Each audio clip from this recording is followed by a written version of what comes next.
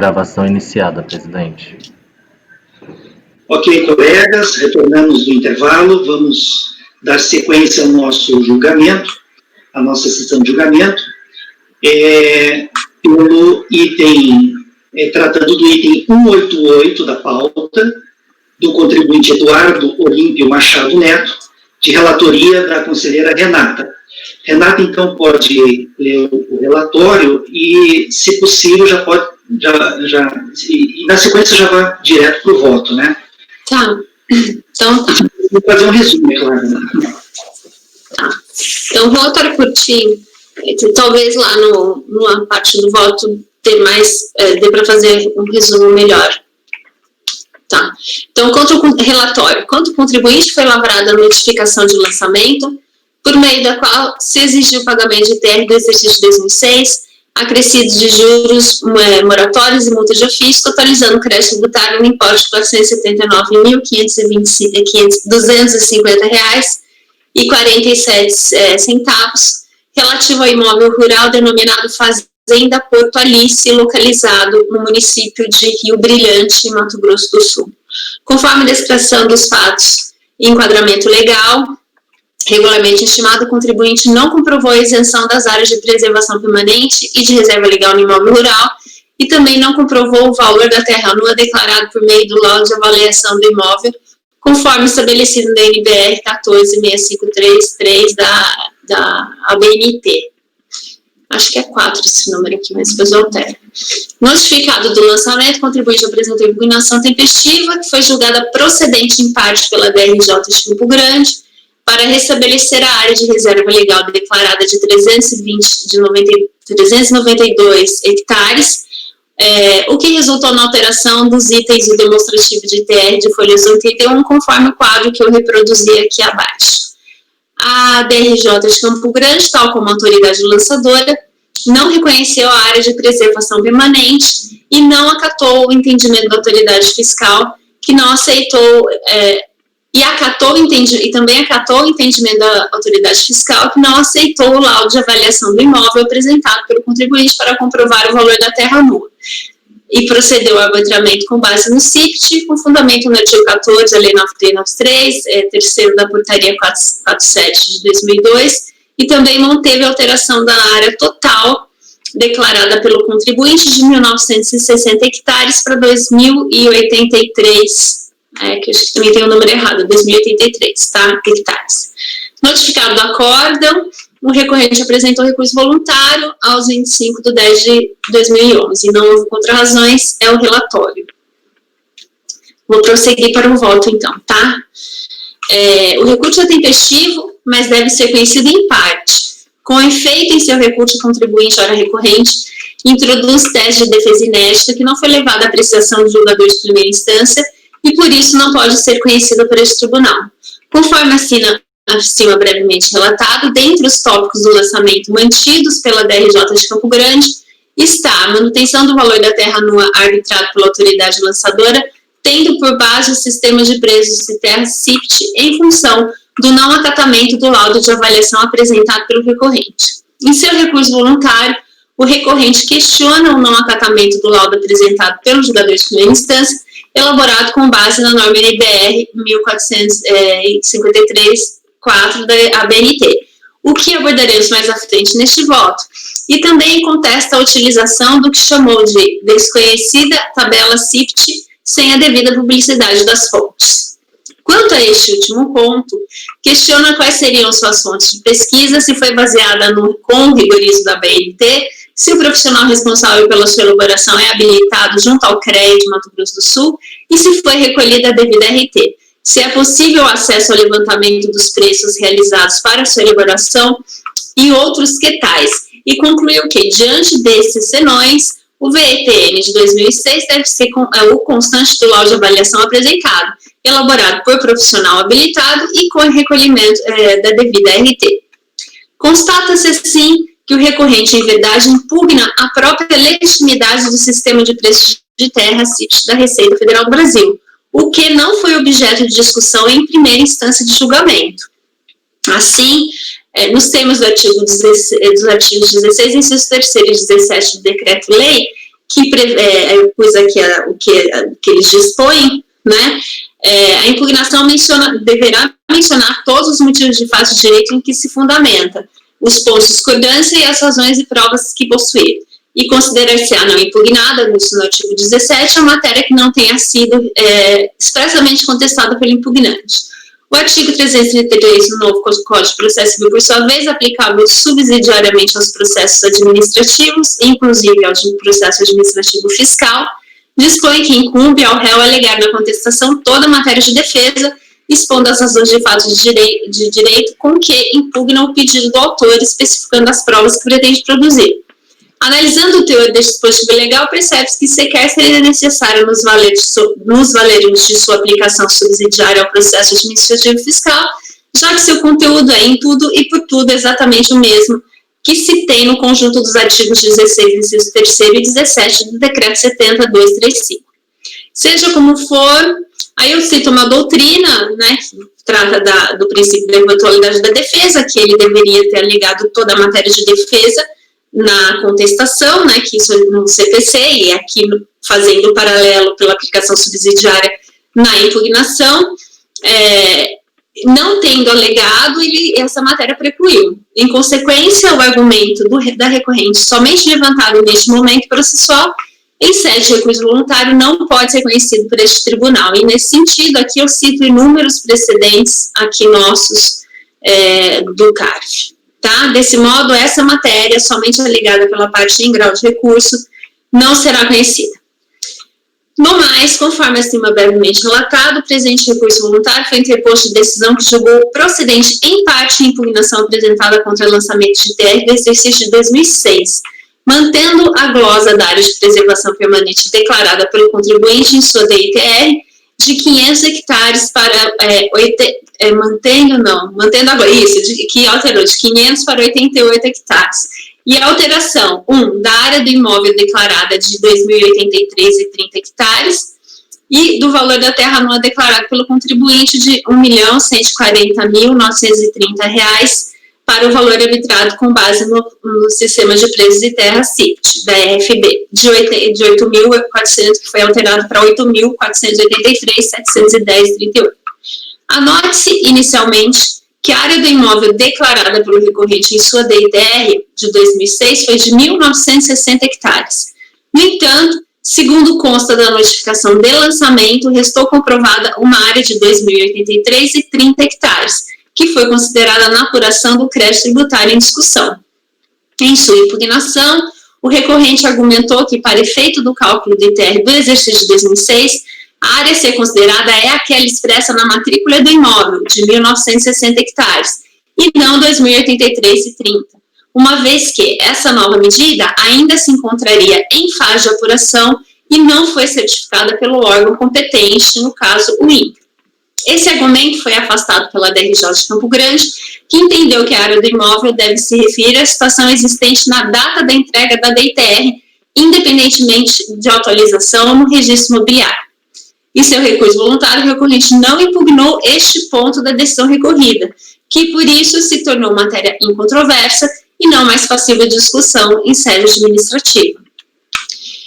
Aí trataremos da área de preservação permanente. Conforme consta da descrição dos fases de enquadramento legal da notificação de lançamento, conforme laudo apresentado à folha 71, com relação à matrícula 6492, o imóvel possui uma mata de 152,2825 hectares, reserva legal de 20%, e relativamente às matrículas 729, 730, 826 e 827, o imóvel possui uma mata de 187,9 hectares, área de preservação permanente de 88,75, margem de rio, restante pode ser de reserva legal. Diante do exposto, o imóvel possui, de fato, uma área de preservação permanente de apenas 88,7875 hectares. Aí, vamos prosseguir. Ou seja, do quanto relatado acima, verifica-se que a autoridade fiscal reconheceu a existência de apenas 88,78 hectares de área de preservação permanente no imóvel, e não de 500 hectares, tal qual declarado pelo contribuinte em sua DITR de 2006, por conta da não apresentação de ato declaratório ambiental ao IBAMA no ano calendário de 2006. Ou seja, este foi o fundamento para o reconhecimento de apenas 88,7875 de hectares de área de preservação permanente do imóvel, e não 500 hectares, tal qual declarado pelo contribuinte na sua DTR. Com efeito, compulsando-se os autos, verifica-se que o documento de folhas 9, mencionado no relato fiscal acima, trata-se de um ato declaratório ambiental do imóvel em questão, porém protocolizado no IBAMA aos 17/12/2002. Portanto, inválido para o ano calendário de 2006 para aqueles que entendem que a apresentação tempestiva doada ao IBAMA é imprescindível para o gozo do benefício de isenção tributária relativamente a áreas ambientais, tais como as de preservação permanente ou de reserva legal. A decisão recorrida por seu turno acresceu ainda mais um fundamento para o gozo de isenção. Além da necessária apresentação doada ao IBAMA, segundo o julgador de primeira instância, para as áreas de preservação permanente, além da comprovação de entrega doada ao IBAMA, sua existência deve ser comprovada por laudo técnico emitido por engenheiro agrônomo ou florestal, acompanhado da RT, que apresente uma perfeita indicação do total de áreas do imóvel, que se enquadram nessa definição e menciona especificamente em que artigo da lei número 47.765, Código Florestal, a área se enquadra, posto que, para as enquadradas no artigo 3º dessa lei, também é exigida a declaração por ato do poder público consoante previsão nela contida. E em entendimento à estimação fiscal, o interessado apresentou um laudo técnico ambiental com informação sobre a existência no imóvel de áreas de preservação permanente de 500 hectares, que estariam sujeitas à inundação, mas sem apresentar maior detalhamento sobre a situação dessa área. As áreas alagadas e ou inaproveitáveis somente podem ser consideradas de preservação permanente se enquadradas no disposto nos artigos 2º e 3º da Lei 4771 de 65, como informado no artigo 10, parágrafo acho que é primeiro, inciso 2º, a linha A da Lei 9393 de 96, já transcrito. Se a área está localizada fora das dimensões previstas no artigo 2º, somente pode ser considerada de preservação permanente se enquadrar na previsão do artigo 3º, que exige declaração por ato do poder público. E as informações contidas no laudo técnico não esclarecem essa situação. Em seu recurso, o recorrente alega que protocolizou o ADA no IBAMA aos 17/2/2002, que serviu para comprovar o reconhecimento da área de reserva legal. Portanto, não pode ser interpretado em parte e não se prestar para comprovar a área de preservação permanente, né, já que ele serviu para reserva legal. Pois bem, entendemos, com todo respeito, que não tem razão nem a autoridade lançadora, nem o julgador de primeira instância. E aqui eu acho que eu não sei se eu precisaria ler, porque é um posicionamento já que você já conhece, que é o meu posicionamento a respeito da desnecessidade do ADA para comprovação dessas áreas, porque o artigo 17O, ele exige o ADA se essa área estiver demonstrada pelo ADA, mas esse não é o único meio de demonstrar a existência dessa área. Então, na realidade, como existe o laudo, né, ele apresentou um laudo, assim eu vou concluir aqui embaixo. Assim, a apresentação do ADA não pode ser condição indispensável para a exclusão das áreas de preservação permanente e de reserva legal, de que tratou o artigo 2º e 16 da Lei 4771 de 65 da base de cálculo do ITR, se sua existência está demonstrada por outros meios. E nesse sentido, da necessidade do ato declaratório ambiental para a comprovação das áreas de preservação permanente, a jurisprudência consolidada do STJ, conforme julgados abaixo, que eu cito aqui até um trecho do voto proferido pela ministra Regina Costa, nesse precedente, que trata exatamente disso. No presente caso, a recorrente juntou aos autos, a folhas 11 e seguintes, laudo técnico ambiental de quantificação de áreas de reserva legal, preservação permanente e áreas antropizadas, elaborado por engenheiro certificado no CREA, acompanhado da correlata anotação de responsabilidade técnica, que está folhas 23, que atesta a existência no imóvel de áreas de preservação permanente de 500 hectares, mesma informação constante dos aludidos atos declaratórios, do aludido ato declaratório ambiental, apresentado ao IBAMA pelo recorrente aos 17 de 2 de 2002 e não aceito pela fiscalização nem pelo julgador ACOM. O argumento do julgador de primeira instância, no sentido de que o laudo técnico ambiental apresentado pelo recorrente, que dá conta da existência do imóvel, no imóvel da área de preservação permanente de 500 hectares, não deve ser aceito, por não especificar se tal área está localizada dentro das dimensões previstas no artigo 2º da Lei 4771, ou se enquadra no artigo 3º da mesma lei, de modo que, neste último caso, para ser considerada de preservação permanente, exigir-se-ia ainda declaração por ato do poder público, não pode ser aceito, uma vez que se trata de inovação no fundamento do lançamento, absolutamente vedada à autoridade julgadora, conforme expõe no artigo 146 do CTE. Ademais, saliente-se que a folha 16 dos autos, o aludido laudo ambiental, no tópico determinação das áreas de preservação permanente, afirma claramente o seguinte: determinação das áreas de preservação permanente.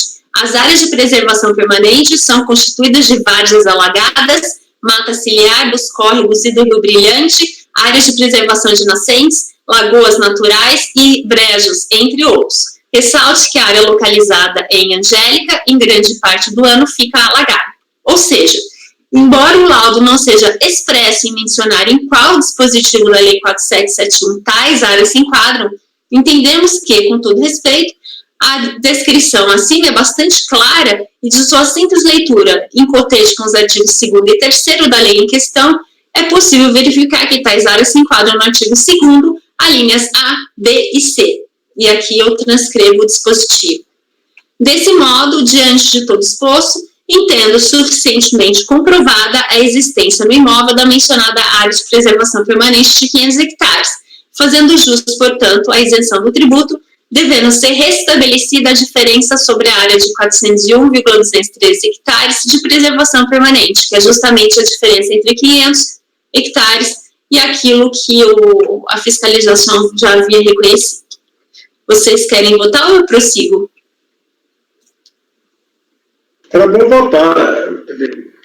Agora eu queria só que você tirasse alguma dúvida inicial.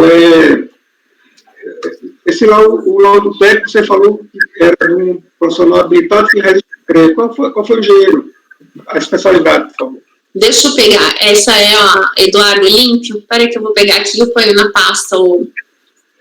Eu não consulto a página, toda vez que eu consulto aqui... Não, eu vou colocar ela na área, pode deixar. Eu estou só procurando ela aqui na... Basta você dizer... É que eu não me lembro.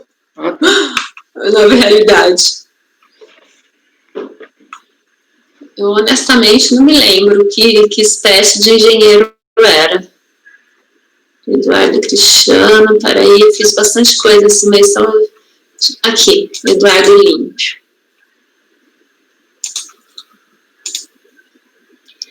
Deixa eu pôr aqui na pasta T.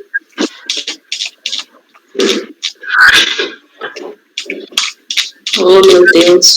Vamos lá, pasta T.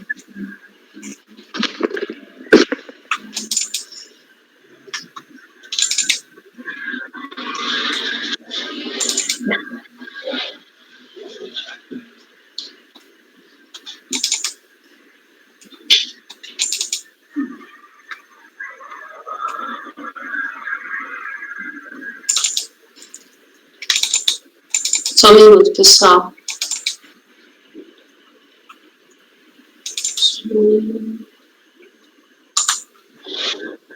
Vamos lá.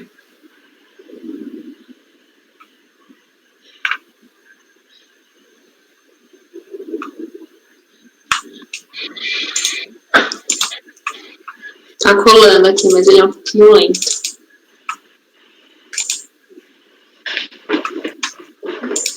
O computador de vocês também é lentinho, assim, para colar as coisas? Copiar e colar? Aqui é também. E tá tudo lento. Então, peraí. O dia que eu fui jogar os arquivos, levava mais de 1 hora para jogar. Tá aí, entende? Tá. O meu cai, eu simplesmente não consigo acessar nada enquanto eu estiver com a sessão aberta aqui. Vamos esperar um pouquinho que ele já termina essa chuva. Mas tudo bem, pode vai bem nessa parte? Vai ser tranquilo, acho que Renata, Oi? Pode essa falar. parte aqui é o APP, essa Isso. parte aqui é o APP, e a próxima é o VTN, né? A próxima é o VTN. Tá, então vamos votar então. Querem discutir primeiro? É que o Luiz quer saber sobre qual engenheiro fez o laudo. Por isso que eu tô colando um negocinho aqui pra gente ver.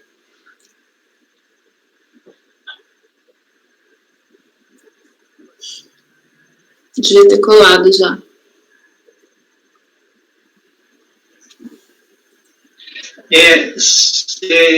Renata, essa é aquela questão básica nossa. A APP é aquele entendimento que vocês já conhecem. Do ADA, né? A questão do ADA, né? Isso. Luiz. Mas ele quer saber se o laudo foi elaborado por engenheiro agrônomo, portanto, para se prestar a reconhecer a existência da área. Se o laudo Luiz, vocês consideram o ADA? Tá lá na pasta já o processo. Mas a gente pode notar essas partes que dependem do laudo. O ADA, por exemplo, a gente pode notar já, né? Já tem jurisprudência formada nisso aí.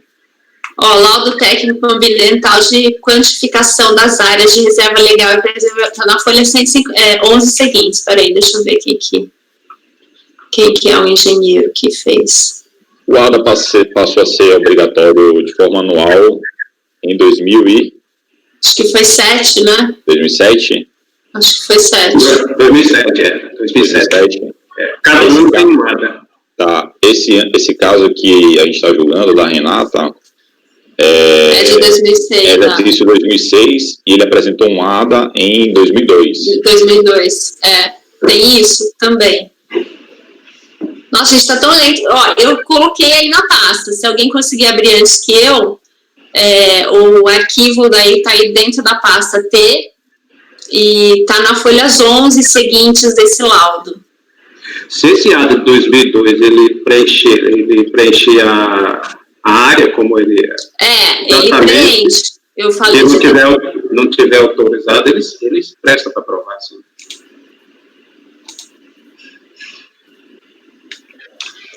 O laudo, peraí, deixa eu ver quem que é esse engenheiro. Laudo.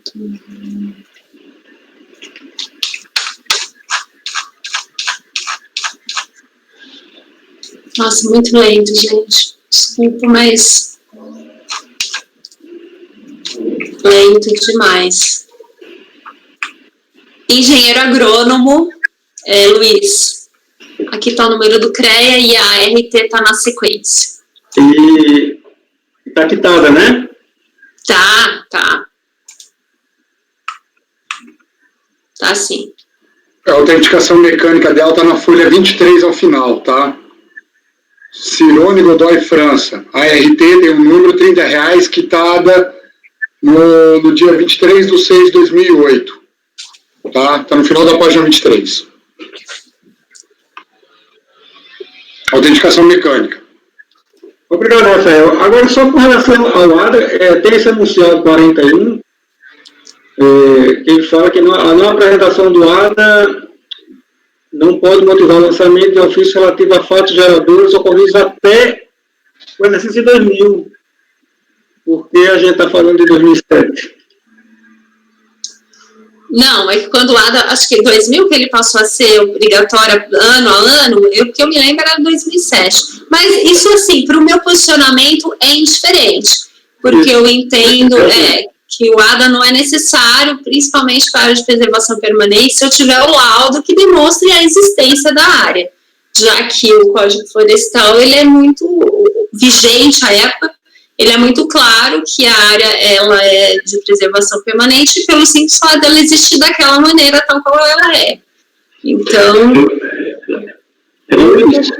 Luiz, isso que você perguntou aí de 2000 é porque que aquela obrigação legal da exigência do ADA, ele passou a ser naquela alteração lá em 2000 do Código. Isso, que entrou 17O, aí, né? Tem essa súmula. Eu tenho isso aqui tudo, é que eu não li, eu quis economizar vocês ouvindo.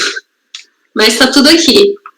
É isso mesmo. Sim, A súmula é essa, que a ausência de ADA não pode ser motivo da autuação para fatos geradores anteriores a 2000, porque antes ele não era obrigatório. Aí veio essa alteração, ele passou a ser obrigatório. E a partir de 2007, ele passou a ser anual. Nesse caso, a gente está julgando aqui exercício 2006, e tem um ADA que foi apresentado em 2002, com essa área de APP de 500 hectares declarado no ADA. Estou com o ADA aberto aqui na minha frente. Então, nesse raciocínio, Gregório, isso seria suficiente, porque atenderia o enunciado de súmula e estaria dentro daquele lapso anterior a 2007, quer dizer, não precisaria ser... Essa súmula não é nem aplicável, né? Essa súmula não é nem aplicável ao caso. Essa súmula não é nem aplicável. O fato é que a gente tem um ADA anterior ao fato gerador, um ADA anterior ao fato gerador, e a gente tem um laudo emitido também por um engenheiro agrônomo atestando a existência dessa área. Eu só resgatei o enunciado, Gregório, porque o pessoal falou assim que só ficou obrigatório a partir de 2007, né? Na verdade, é a partir de 2001. Agora, a partir de 2007 é que ele ficou a obrigatoriedade anual. Isso. Foi por isso que eu trouxe, resgatei assim. Agora, no caso, a DRJ aqui, ela se manifestou em função do laudo. Ela questiona o laudo. Aqui no voto. Se eu não me engano, ela questiona porque ela diz que esse laudo não obedeceu a norma da BNT, mas o laudo que precisa obedecer a norma da BNT é aquele que se destina a aprovar o VTM, não a área de preservação. Aí na folha 10 do acordo, você fez a transcrição, ela remete até para as páginas. Sim, aqui, ó, é exatamente isso. Ó, o laudo, exatamente, ela não... não, isso eu transcrevi mesmo, mas aí no caso é para comprovação da terra nua, isso eu concordo com ela, inclusive eu estou adotando o posicionamento dela. Mas para fins de demonstrar a existência de áreas ambientais, não tem exigência de que o laudo siga a norma de nenhuma da BNT. Ele precisa de um laudo técnico elaborado com o engenheiro vinculado ao CREA e com a RT correlato. Os laudos são diferentes. A exigência é muito maior. Agora, Renata, eu estou entendendo que essa referência desse laudo aí, ela está fazendo essa referência para efeito de preservação permanente mesmo. Questão da... Sim, por isso que ela não aceitou. Exato. Mas tem um outro, né? Tem dois laudos aí, no caso. Não, um laudo só. Por isso tanto que isso não... Greg, você está congeladinho. Estou ouvindo. Eu vou atualizar aqui. Tua imagem está travada, tá? Tá, eu vou atualizar. Estou ouvindo. Tá. Ô, Dênio, o Fábio Mar quer falar.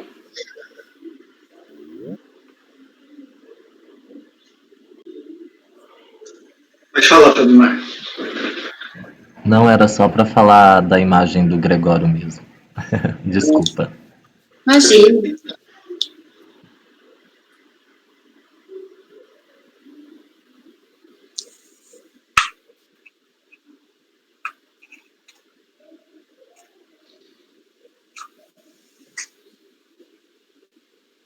Voltamos?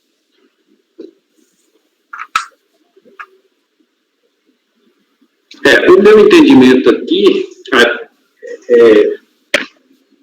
a gente pode apresentar já a discussão ou não? Podemos sim, Francisco, pode se manifestar. Veja bem, existe um laudo, meu entendimento que são exigências diferentes.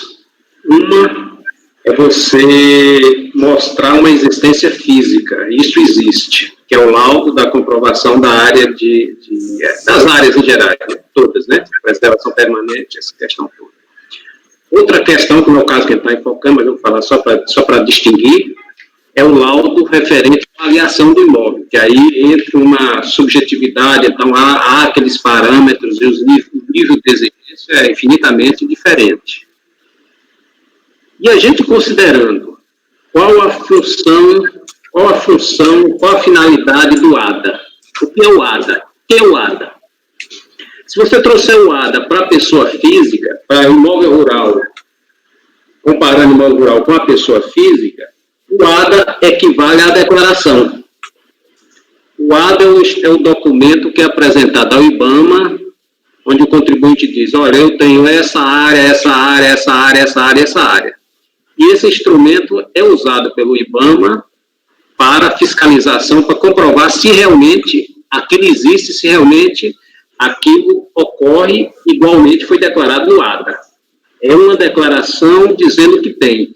Aí, a partir dali, o contribuinte é exigido. Eu entendo que, no momento que o ADA foi apresentado corretamente, está atendendo, e existe um laudo que especifica a área de reserva ali, eu entendo que esse requisito foi suprido, porque se o contribuinte apresentar uma informação, essa questão de distorção entre o laudo e o ADA, isso aí cabe à fiscalização do IBAMA, inclusive com previsão de multas e penalidades por conta disso daí. Então, no meu entendimento, no momento, claro, você tem que ter o laudo. Existe o laudo. Agora, não é um laudo rigoroso como aquele outro lá do VTN. Da avaliação do VTN, né? Então, eu acho que a nossa questão, do meu ponto de vista, a questão a avaliar aqui é, existe esse laudo, essa área está lá, está clara, dá para perceber? Acho que a questão é essa.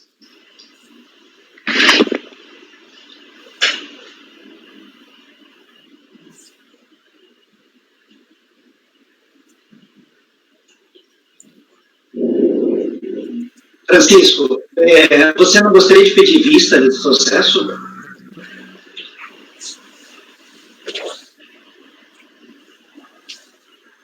Está sem microfone, Francisco. Eu teria em vista coletiva, ficava só comigo, porque eu iria olhar o laudo aqui agora já, mas para não perder tempo, a gente pode pedir, converte em coletivo, e a gente avalia e volta. O laudo está super simples aí, está aí na área de... Bom, a gente sabe.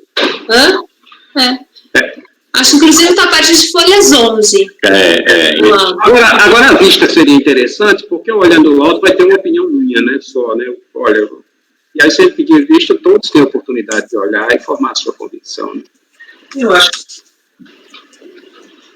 que seria interessante, Francisco. A gente podia fazer o seguinte, não fazemos o julgamento desse item da APP, seguimos para o VTN, tá, Renato? Só para você concluir o seu voto, eu abro a votação, aí se realmente quiser pedir vista, ele pede vista. Pode ser? Coletiva daí, eu converto em coletivo. Mas se eu pedir vista nele, a gente não vai ter que analisar tudo de volta de novo? Ele vai sair de pauta, ele vai entrar numa outra pauta, a gente vai ter que julgar de novo, não é?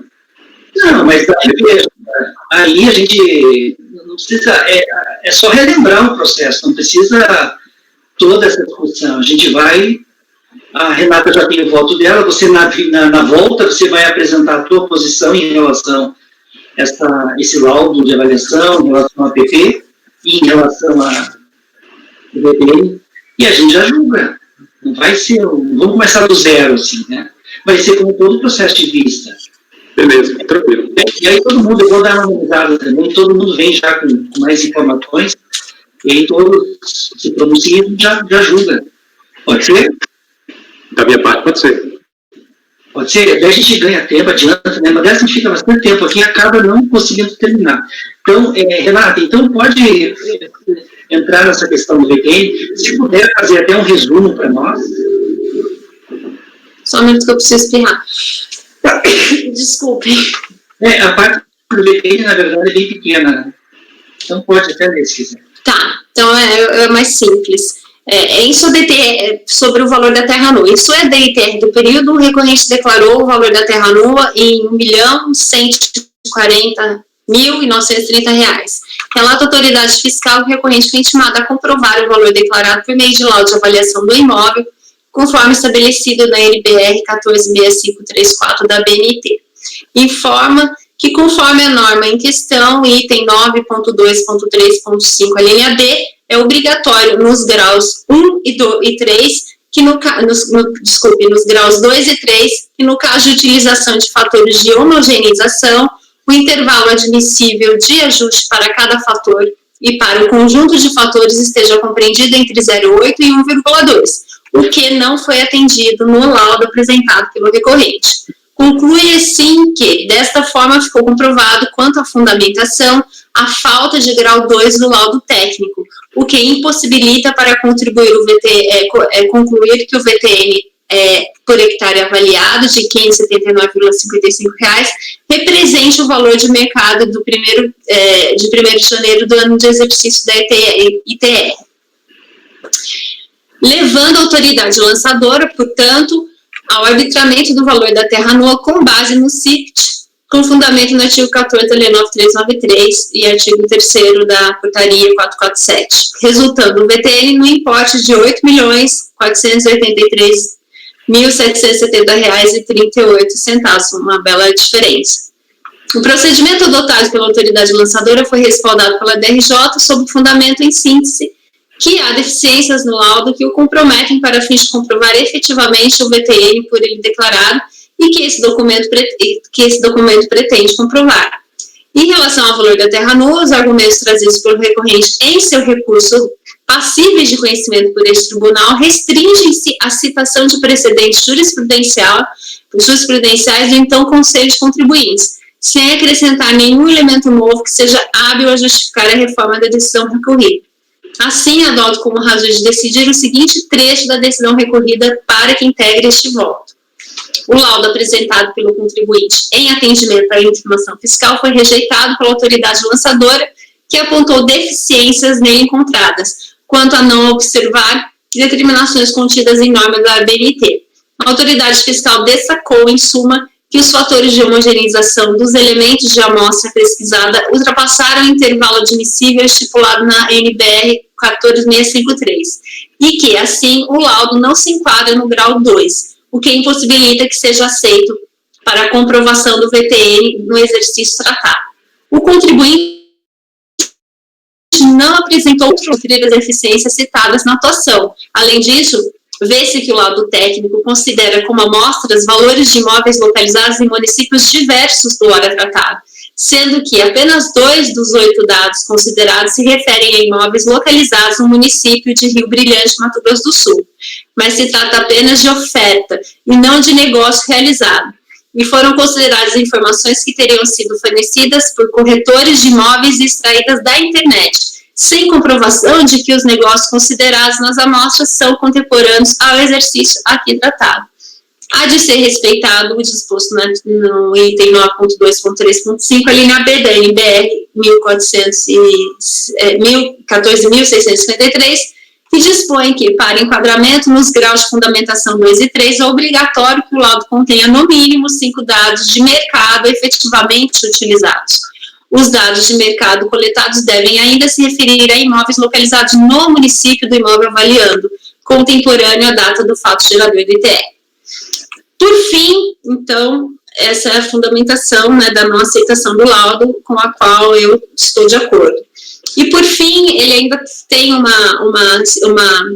ele suscita, o recorrente informa que, a fim de evitar a incidência de juros e correção monetária, de acordo com a Lei 11.942 de 2009, regulamentada pela Portaria Conjunta, aí,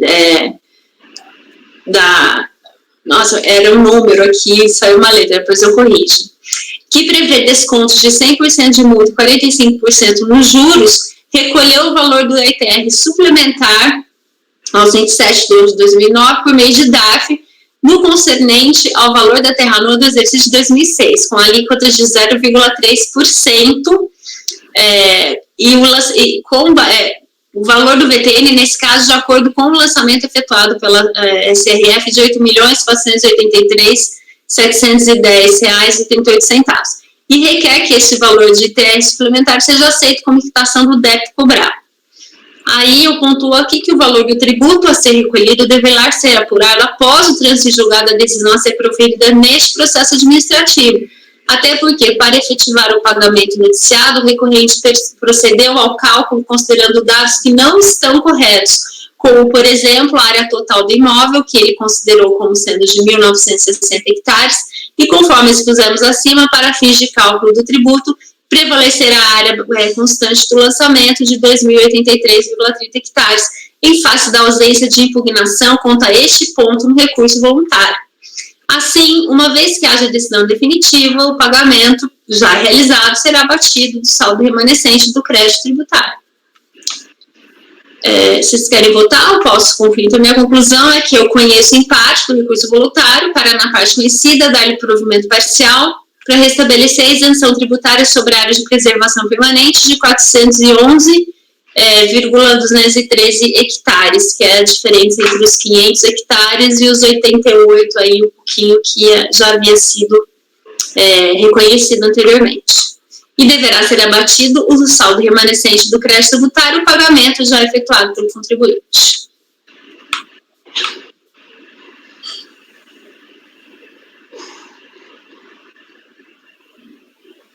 Tá sem som, Dani? Verdade. Vamos colocar a votação, então. Francisco, como você vota? Eu peço vista. Vista. Então, tá. A pedido, inclusive, do Francisco, eu vou converter essa vista em vista coletiva. Então, no dispositivo fica assim, colegas.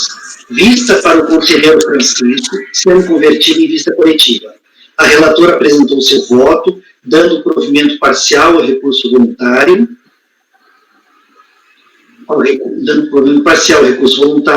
restabelecendo a isenção tributária sobre a área de preservação permanente de 411,213 hectares e determinando o abatimento no crédito tributário remanescente do pagamento já efetuado pelo contribuinte. Na sequência, houve o pedido de vista, os demais conselheiros não votaram. Ok? Aí, quando voltar ao processo, a gente finaliza o julgamento, então. Então, esse aqui ficou assim. Agora vamos para 189. Renata, foram pautados juntos esses processos teus, porque quando a gente olhou na pauta lá, nas matérias, todos eram APP. Lá dizia APP. E aí deu a impressão de que seria mais fácil tratar todos de APP, assim, né? Já que APP, em regra, é aquela situação bem definida na nossa turma, né? A questão do ADA e tal. Mas então vamos para agora o item 189, do contribuinte João Arantes Júnior, também de relatoria da conselheira Renata. Renata, então pode fazer a leitura. Tá, estou abrindo aqui. Já passava.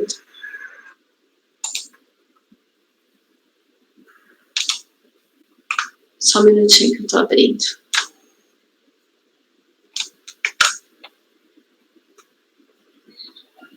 Aí esse é intempestivo. Vamos lá.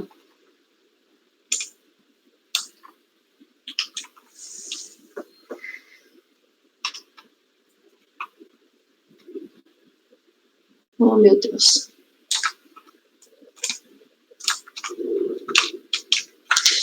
Posso começar, então? Pode começar. Tá.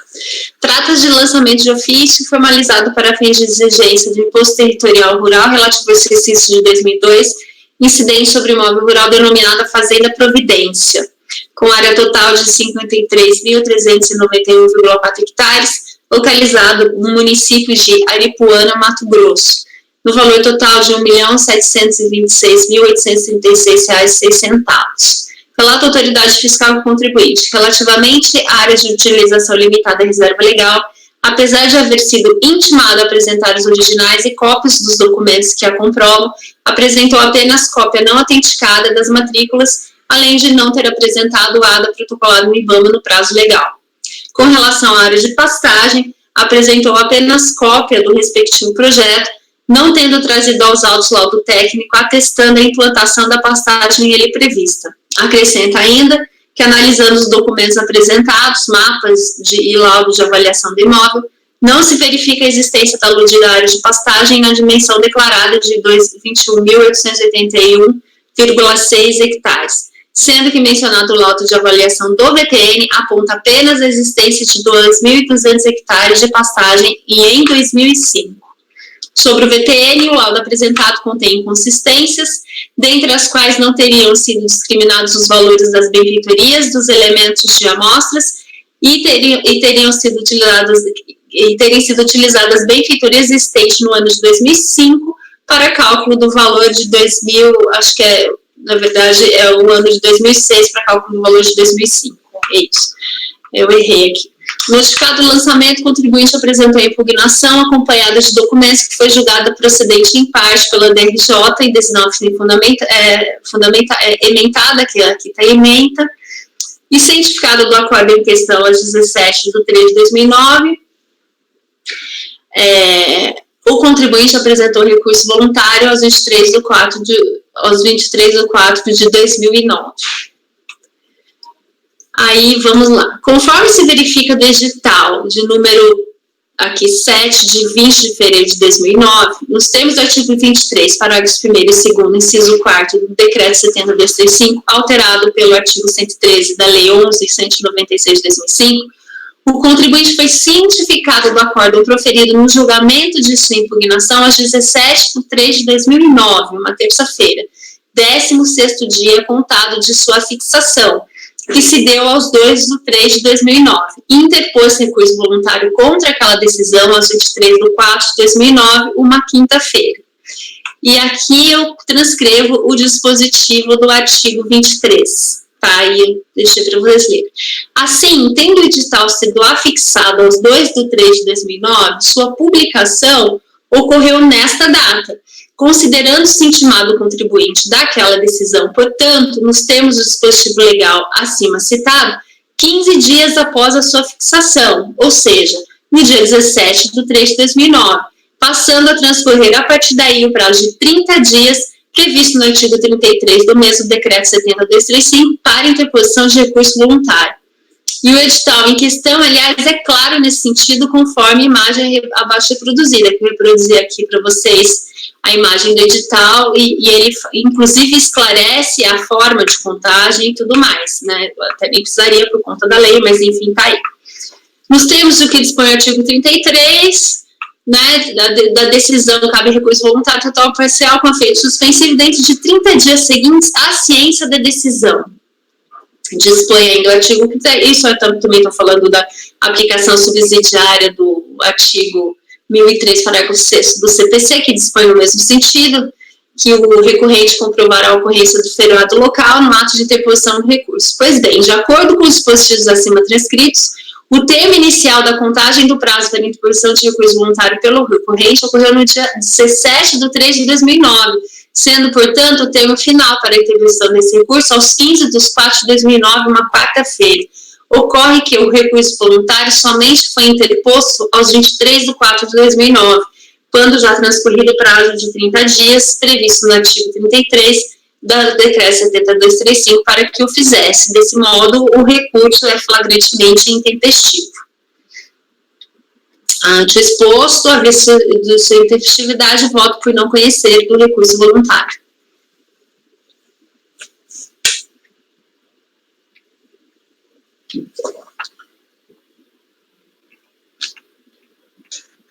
Colegas, alguém diverge do voto da relatora? Não, né? Tranquilo esse, né? Então, o item 189 do contribuinte João Arantes Júnior ficou assim: acordam os membros do colegiado, por unanimidade de votos, em não conhecer do recurso voluntário por intempestividade. Agora vamos passar para o item 190, são dois processos, né? VPEL Rural S.A. Tá, 190. 190, pode entender tá. O hora e voto.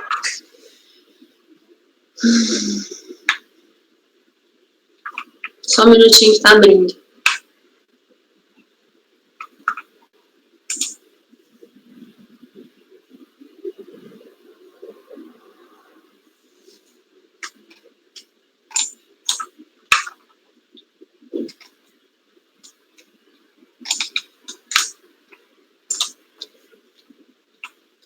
Vamos lá, então. Por bem descrever os fatos até o julgamento em primeira instância, adoto o relatório de decisão recorrida que reproduzo abaixo. Foi lavrada a notificação de lançamento de TR contra o contribuinte acima identificado no exercício do exercício de 2006, no valor de R$ 58.546,66, relativo ao imóvel denominado GPL Rural S.A. no município de Sapucaí, Mirim, conforme descrição dos fatos de enquadramento legal de folhas 2 a 6. A contribuinte preliminarmente intimada a apresentar laudo técnico de avaliação para a comprovação do valor da terra nua declarada e da área de reserva legal apresentou documentos que constam a averbação das terras de reserva legal totalizando 159 hectares, motivo pelo qual foi glosada parcialmente a informada na DITR. Quanto ao VTR, o laudo de avaliação do imóvel apresentado utilizou o valor de R$ 3.061,33 por hectare, que serviu de cálculo para o imposto suplementar, ou seja, o laudo apresentado foi o que a fiscalização usou. A contribuinte apresentou sua impugnação alegando em síntese que a propriedade rural está totalmente inserida nos limites da APA Fernão Dias, criada pelo Decreto Estadual número 38182 de 17/7/97, conforme laudo do Instituto Federal de Florestas, sendo assim área excluída de tributação do ITR. Quanto à redução da área de reserva legal para 159 hectares, não procede a acusação fiscal, uma vez que na certidão do oficial de registro de imóveis da comarca de Paraisópolis, de 27 de agosto de 2010, consta que efetivamente há averbação no CRE de 240,72 hectares.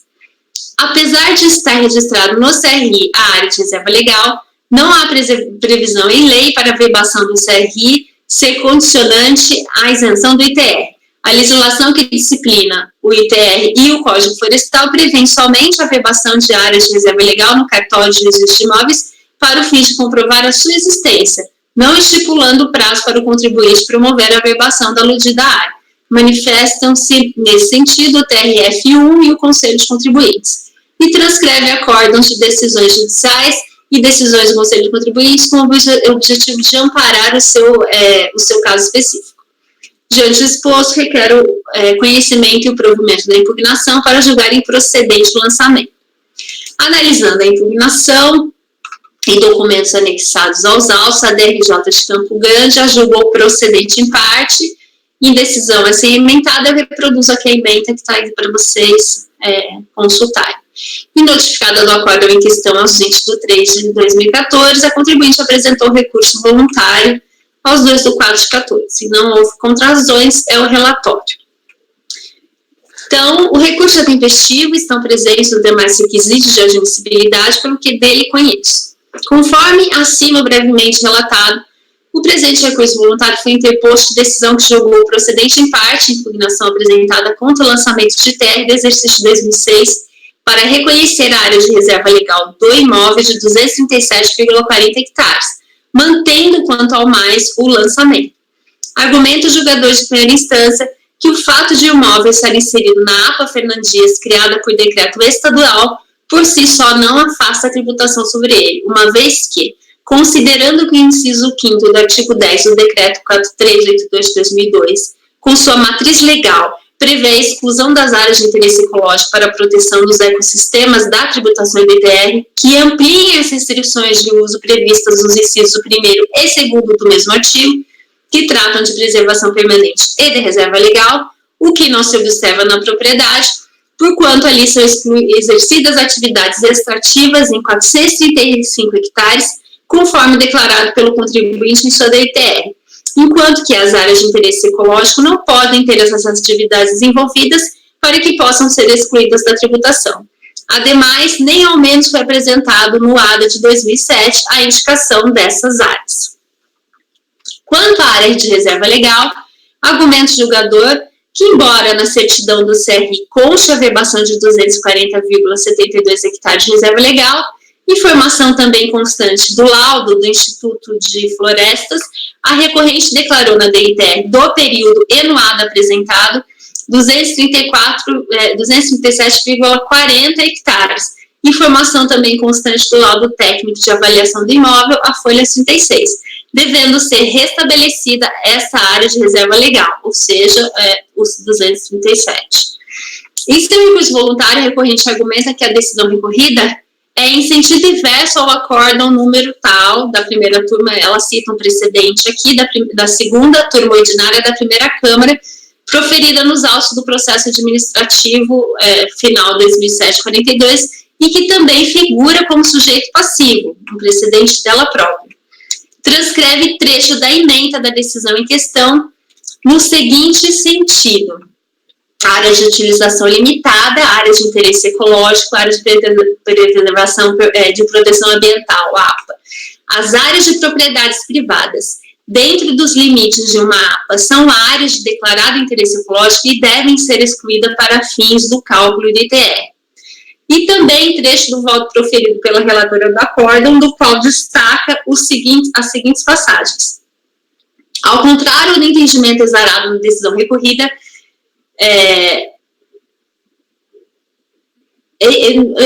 tem SEC do laudo de vistoria exarado pelo IF, atestando que a totalidade do imóvel está localizada dentro da APA Fernão Dias, que o decreto de criação referida à APA, decreto estadual de Minas Gerais 38925, de junho de 97, suprem o requisito da legislação tributária no que se refere a ato do órgão competente estadual ou federal. Ressalte que a lei fala em ato e não em ato específico. Destaque-se que, tal como as áreas declaradas de interesse ecológico, as áreas de reserva legal também têm restrições de utilização. Logo, se as áreas de reserva legal são excluídas para fins do cálculo do ITR devido, do mesmo modo devem se excluir as áreas declaradas de interesse ecológico. Aliás, essa é a determinação legal contida no artigo 10, parágrafo 1º, inciso 2º, linha B da Lei 9393 de 96, sendo certo que as áreas de declarado interesse ecológico e de reserva legal são áreas de utilização limitada por definição. Afirma ainda a recorrente que, no mesmo sentido, há também um acórdão número tal e prossegue que aqui ela cita o mesmo precedente no mesmo sentido. Aos 4 de 2014, a recorrente protocolizou petição nos autos para informar que os recursos especiais interpostos pela Procuradoria da Fazenda Nacional dessas decisões acima, que eu acabei de mencionar, a eles foi negado provimento e ela requer que, no mesmo sentido, seja dado provimento ao presente recurso voluntário, considerando que a totalidade da área total do imóvel com o de declarado interesse ecológico e que está na APA Fernão Dias e o seu reconhecimento como isento de ITR. Pois bem, inicialmente, convém destacar que, diferentemente do que alega a recorrente, os precedentes em questão não interferem na decisão a ser proferida neste processo, pois, como bem lembrou o julgamento de primeira instância, nos termos do artigo 100, inciso 2º CTN, as decisões dos órgãos singulares ou coletivos de jurisdição administrativa não têm eficácia normativa, a menos que haja lei que contenha previsão nesse sentido, o que não é o caso dos precedentes acima citados.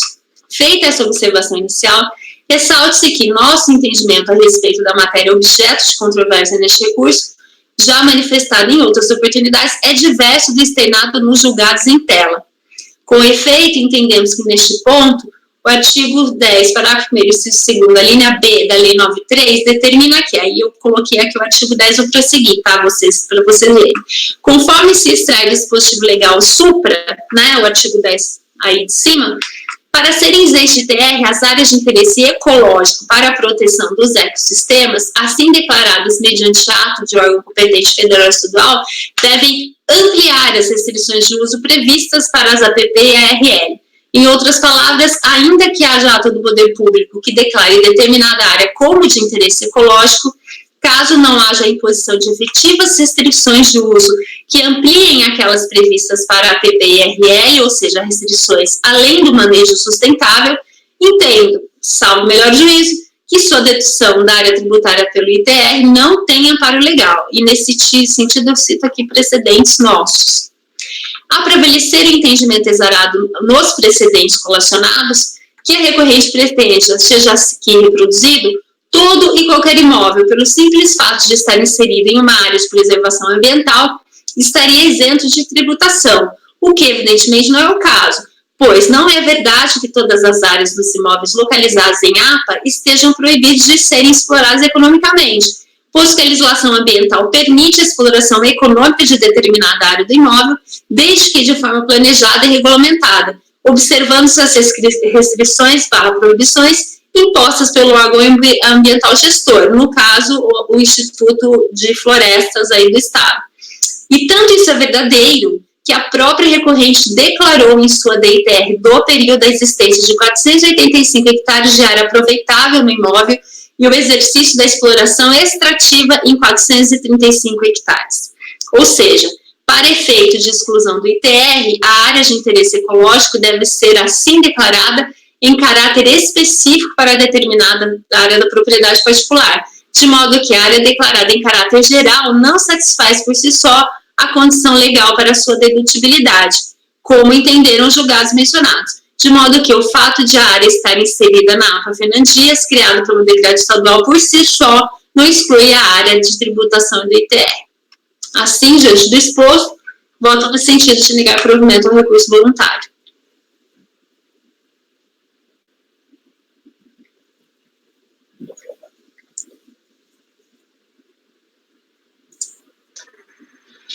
Ok, então, colegas, a conselheira Renata, no item 190 da pauta, do contribuinte GPL Rural S.A.,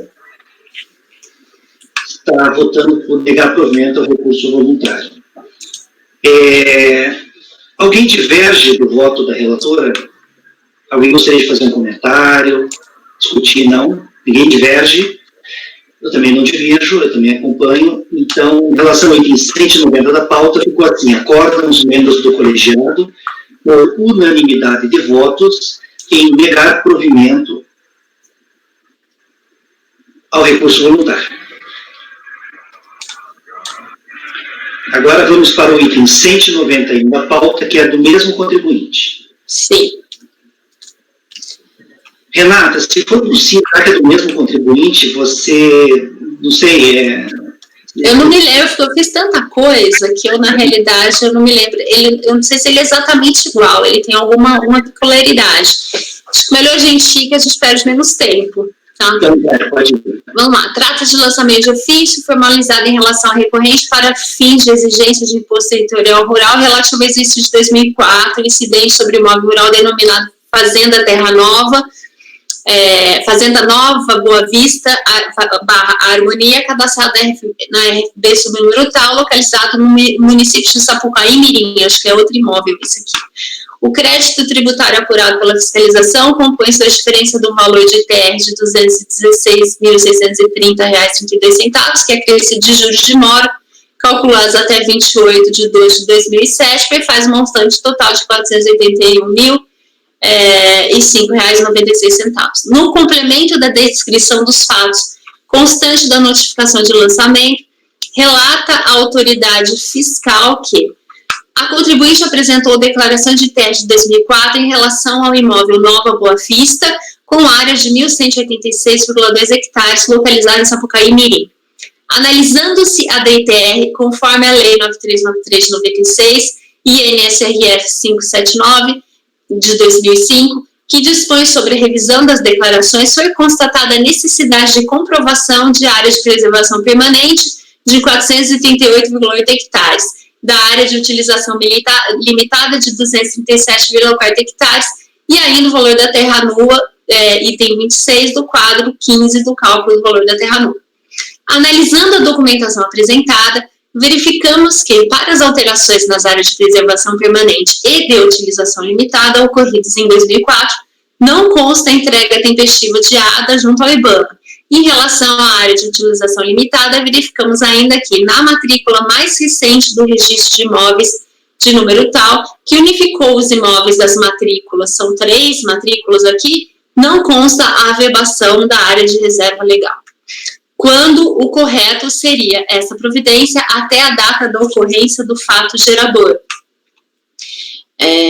Enfim, com relação ao valor da terra nua, a proprietária apresentou o laudo de avaliação do imóvel, emitido por profissional habilitado, devidamente registrado no CREA e com anotação de responsabilidade técnica, para obtenção dos valores de terra nua por hectare aplicáveis ao exercício de 2003 e 2005, através do qual o imóvel Nova Boa Vista pode ser avaliado em R$ 3.630.958,20, utilizando-se o valor de R$ 3.061 por hectare. Este valor foi o que serviu de cálculo para o cálculo do imposto suplementar, conforme demonstrativo do imposto devido. Notificada do lançamento, a contribuinte apresentou a impugnação acompanhada de documentos, cujos termos serão bem reproduzidos, sintetizados pela decisão recorrida. Eu vou deixar para vocês lerem, tá? A impugnação que ela apresentou. Então, a impugnação foi julgada procedente em parte, em decisão assim emendada, aqui está a ementa, que eu também deixo aí para vocês analisarem, e notificada do acórdão em questão às 21 de 11 de 2008, a contribuinte apresentou recurso voluntário às 22 de 12 de 2008, no qual reitera os argumentos constantes da impugnação e acrescenta que a decisão recorrida é em sentido inverso ao acórdão proferido aqueles mesmos dois que nós acabamos de ver. Então, vou para o voto, tá bom? O recurso é tempestivo, estão presentes demais requisitos de admissibilidade, pelo que dele conheço. O presente recurso foi interposto de decisão que julgou procedente em parte, impugnação apresentada contra o lançamento de terra do exercício de 2004, para considerar justificadas as áreas de preservação permanente e de reserva legal, respectivamente, de 378 hectares e 156,8 hectares, e demais alterações decorrentes com alteração de imposto suplementar apurado pela fiscalização, que passou de 216 mil para 30 mil e um pouco, como está aqui especificado, conforme demonstrado, a ser acrescido de multa proporcional a 75% e juros de mora na forma da legislação vigente. Argumenta o julgador de primeira instância que o fato de o imóvel estar inserido na APA Fernão Dias, criado por decreto estadual, por si só não afasta a tributação sobre ele. Pois, além de se fazer necessário comprovar nos autos o cumprimento em tempo hábil da exigência relativa ao ADA, também não há como considerar em caráter geral todas as áreas comprovadamente localizadas dentro dos limites da referida APA como de interesse ambiental para fins de exclusão da ITR, pois não é verdade, isso a gente já viu, não é verdade que todas as áreas dos imóveis localizadas em APA estejam proibidas de serem exploradas economicamente.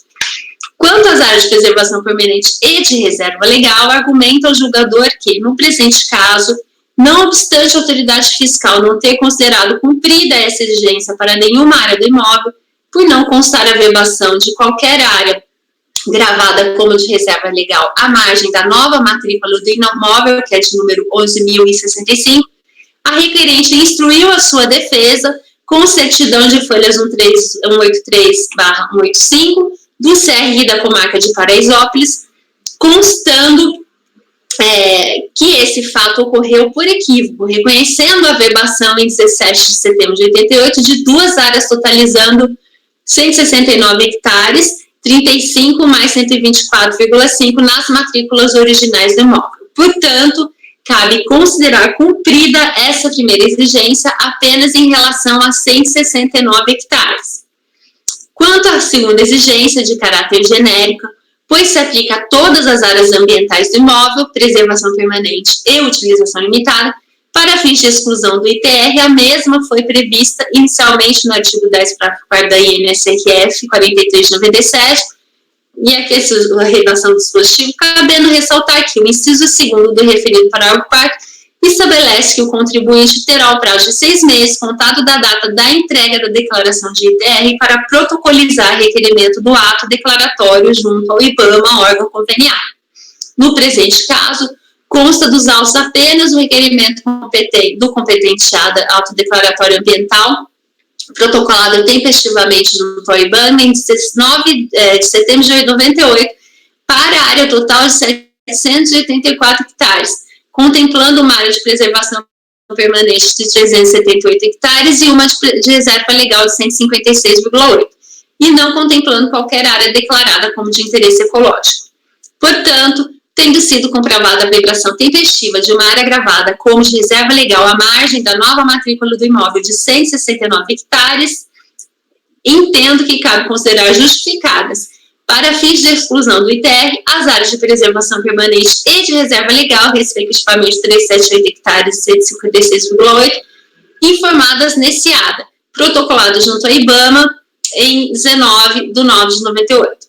Assim, as áreas de preservação permanente de reserva legal, respectivamente, de 438 hectares e 237 hectares, informadas na sua DITR de 2004, somente caberiam ser excluídas de tributação caso o requerente comprovasse nos autos, além da verbação tempestiva de toda a área declarada como de reserva legal, a protocolização tempestiva de um novo ADA, isto é, até 31 de março de 2005, contemplando tais áreas. Aqui, vou ler só a parte destacada, tá? Cabe ressaltar que essa comprovação é irrelevante para fins de tais áreas sejam acatadas para fins de exclusão. Aqui ela está falando, acho que da APA, não, vou ter que ler, gente. Apesar da requerente ter carregado aos atos laudo de vistoria do Instituto de Florestas, assinado pelo gerente técnico regional, além de laudo de avaliação do imóvel rural, com anexos de folhas 87/118, elaborado por engenheiro agrônomo Virgílio Moraes Renó, com RT devidamente anotada no CREA, que comprovam efetiva existência das áreas ambientais pretendidas, materialidade, cabe ressaltar que essa comprovação é irrelevante para que tais áreas sejam acatadas para fins de exclusão de tributação, pois o que se busca nos autos é a comprovação de protocolização tempestiva de novo ADA junto ao IBAMA, órgão conveniado, além da verbação também tempestiva da área de reserva legal à margem da matrícula do imóvel.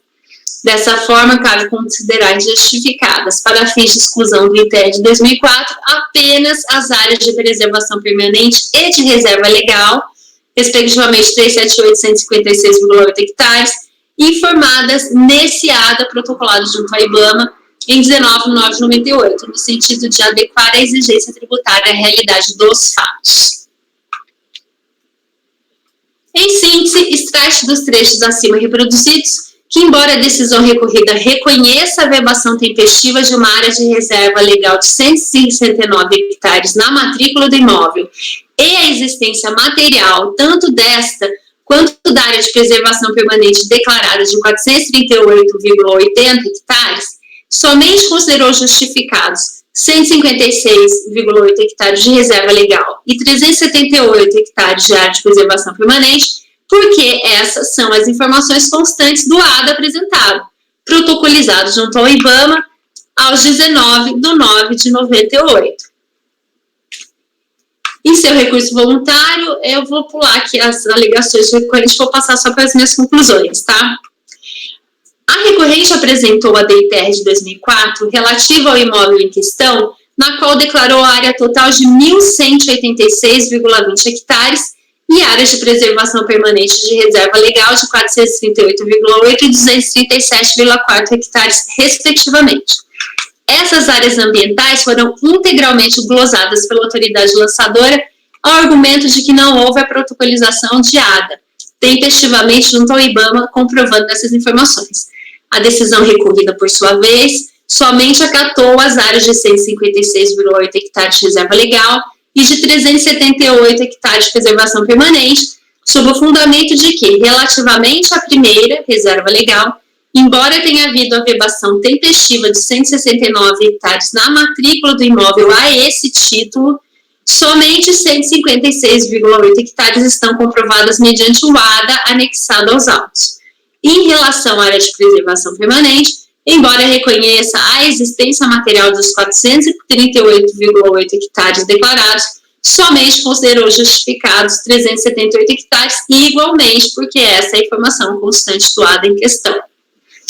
E aí aqui eu falo sobre as áreas de reserva legal e preservação permanente. O julgador de primeira instância, como exposto, fundamentou-se na existência do ADA para a justificação de 156 hectares de reserva legal e 378 de preservação permanente, não considerando, com relação à primeira, a existência de averbação tempestiva no CRE à margem da matrícula do imóvel de 169 hectares, e com relação à segunda, a existência de comprovação material de sua existência mediante documentação que ele mesmo entendeu hábil para tanto, quais sejam o laudo de vistoria do IF e o laudo de avaliação do imóvel acompanhado da correlata ANT.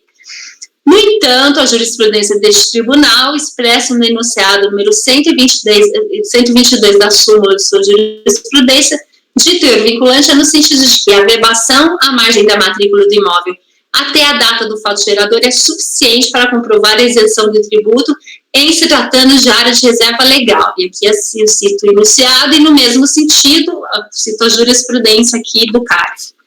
Assim, considerando que conforme demonstram as averbações tais, que eu cito aqui, que estão na folha 137, constante da certidão de matrícula 7639, tá, folhas 133, houve averbação tempestiva, considerando o período autuado de uma área gravada como de reserva legal à margem da nova matrícula do imóvel de 159 hectares, que são exatamente os 34,5 mais os 124,5, que, aliás, a própria decisão recorrida reconhece, embora se refira a 169 hectares, certamente por um equívoco de digitação. Essa área, portanto, deve ser considerada para fins de exclusão do ITR de 2004. Desse modo, tendo em vista que a decisão recorrida já reconheceu como justificada a esse título a área de 156,8 hectares, impõe o reconhecimento ainda de 2,2 hectares remanescentes, que é a diferença entre os 159 e os 156,8 de reserva legal. Com relação à área de preservação permanente, cujo reconhecimento foi condicionado à apresentação de ADA, tendo o julgador acordo em face disso somente considerar justificada a área de 378 hectares, entendemos que nos termos da lei, mais precisamente do 17O caput, parágrafo 1º da Lei 6938, o ADA não é o único documento hábil a amparar o direito à exclusão de determinadas áreas do âmbito de tributação do ITR. E aqui aquilo que a gente já viu no outro voto, que eu entendo que o laudo é suficiente e tudo mais. Então, desse modo, da leitura em conjunto, não, vamos aqui, ó. Tá, eu falo da finalidade do... Assim, a apresentação do ADA não pode ser condição indispensável para a exclusão das áreas de preservação permanente, de que trata o artigo 2º da Lei 4771 da base de cálculo, se sua existência está demonstrada por outros elementos, como a própria decisão recorrida reconhece ocorrer no presente caso concreto. E aí cito aqui novamente aquele julgado do STJ.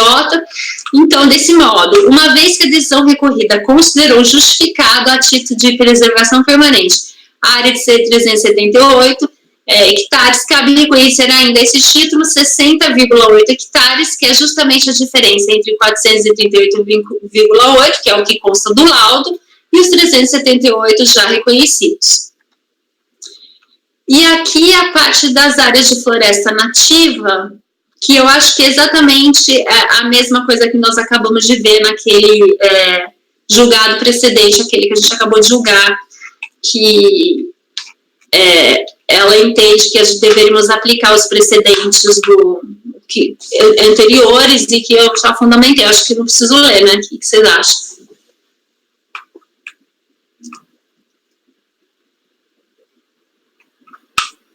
Dani?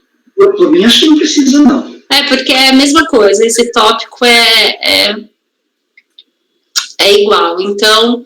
Ele defende que a existência da área de interesse ecológico porque estaria dentro da APA, né? Dentro da APA, Fernão Dias, exato. Então, por fim, a conclusão... o dispositivo vota no sentido de dar provimento parcial ao recurso voluntário, porque, na verdade, assim, só para resumir aqui, sem ter lido tudo, ela gostaria que tudo estivesse reconhecido como isento de terra, única e exclusivamente pelo fato de estar dentro da APA. Então, apesar também de todas aquelas outras argumentações que eu analisei acima, ela também diz isso. Além de tudo isso, eu ainda estou dentro de uma APA, então, portanto, toda a minha área, ela não é tributável pelo ITR, que é aquilo que eu já falei no voto acima, que eu entendo que não é o caso. Então, diante do exposto, voto no sentido de dar provimento parcial ao recurso voluntário para considerar justificados 2,2 hectares de reserva legal e 60,8 hectares de preservação permanente, em acréscimo às áreas já reconhecidas a esses títulos pela decisão recorrida, que são 156,8 hectares e 378 hectares, respectivamente. Este é meu voto. Ok, Renata. Renata, só para deixar bem esclarecido. Essas áreas ali reconhecidas pela DRJ, de 156, 308, são as que foram declaradas em ADA. Em ADA, né? Sim. E com relação à área de reserva legal, acho que é tranquilo, né? Está averbado na matrícula. Aqueles 2,2 hectares a mais está averbado na matrícula. Sim. Esses 60,8 hectares que você está considerando mais, esses não estão em ADA. Não, mas isso é uma preservação permanente. Isso não é reserva legal. É outra área. Sim, mas aí não está em ADA, né? O que está em ADA não está em ADA, por isso que ela não reconheceu. Embora ela reconheça, a decisão da DRJ reconheça que, de fato, essa área, a existência material está comprovada pelo laudo, que é um laudo de instituto, inclusive, oficial, esse Instituto de Florestas de Minas Gerais, isso não está no ADA apresentado, então ela só considera o valor da área que está no ADA, que é o 378,6, acho que é isso, né, que eu falei aqui. Ok. Colegas, alguém gostaria de fazer algum comentário? Podemos passar para a votação? Acho que é tranquilo, né? Parece tranquilo. A minha posição em relação a essas duas áreas é bem tranquila. Vamos iniciar a votação, então. Francisco, como você vota?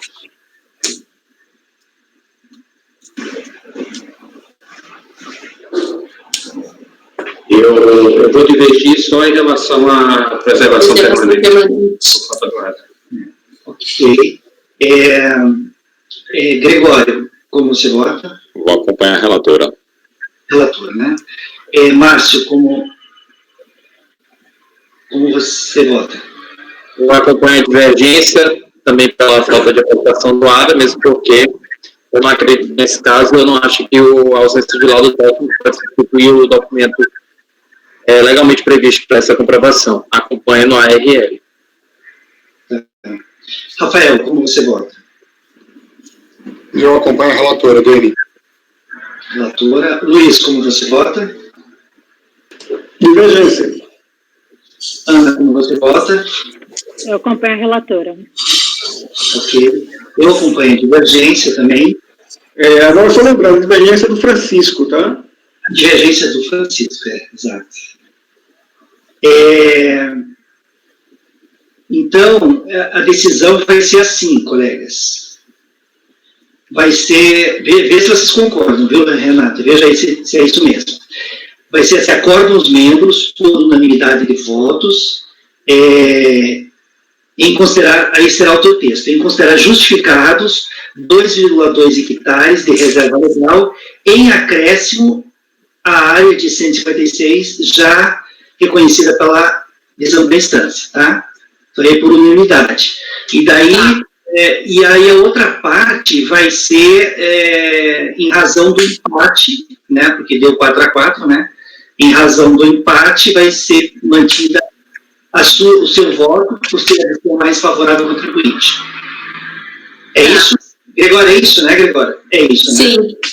Então, tá. E daí, na segunda parte, vencidos os conteleiros, aí vai ser o Francisco, o Márcio, o Luiz e eu, né? Então, tá. Vai ficar assim. Como ficou o anterior mesmo, Dani? O anterior ficou negado provimento, por unanimidade.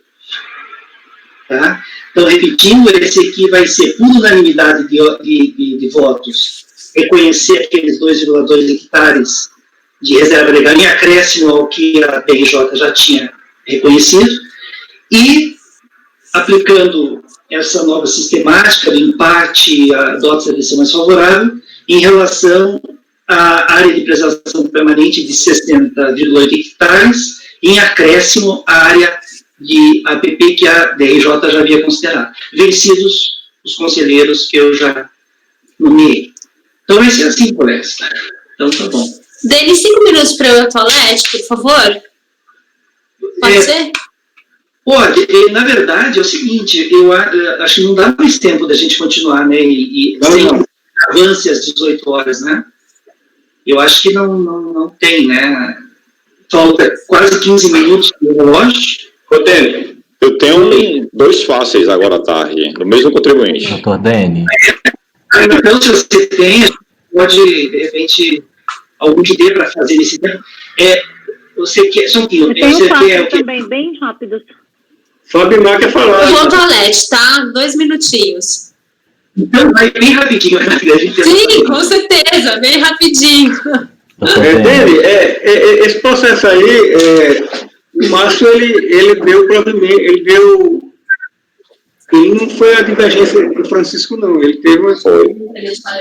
Ele votou com o Francisco.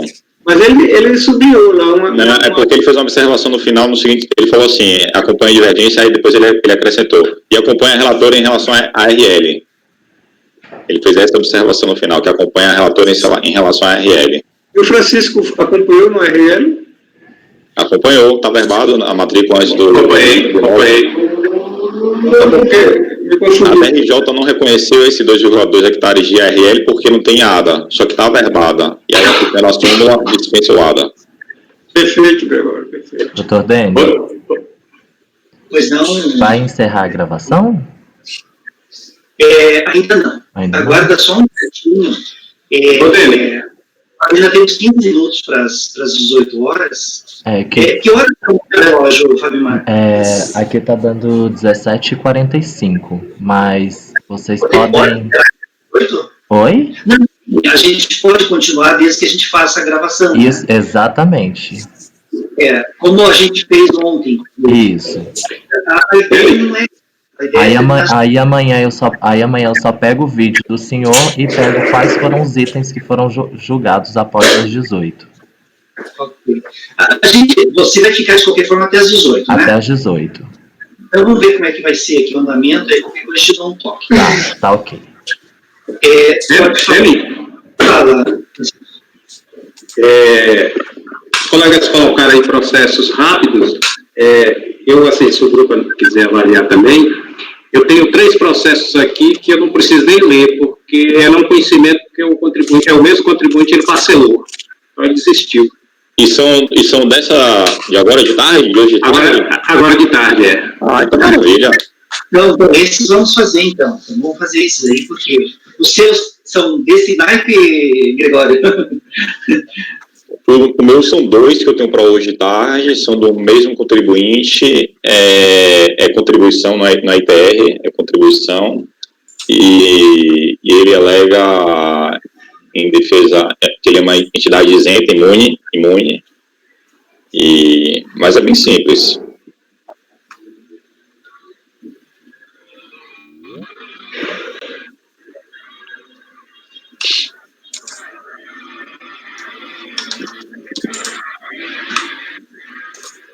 Vai esperar o Rafael ali para sair, né? Gente, eu tenho 4 que são de mesmo contribuinte, mas contribuição previdenciária. Tá, colegas, quais seriam os seus, só um pouquinho, Ana, quais seriam os seus, esses que... Seria o GUD. Qual item? Seria o GUD. Peraí, deixa eu ver aqui. Eu já estou botando na pasta lá.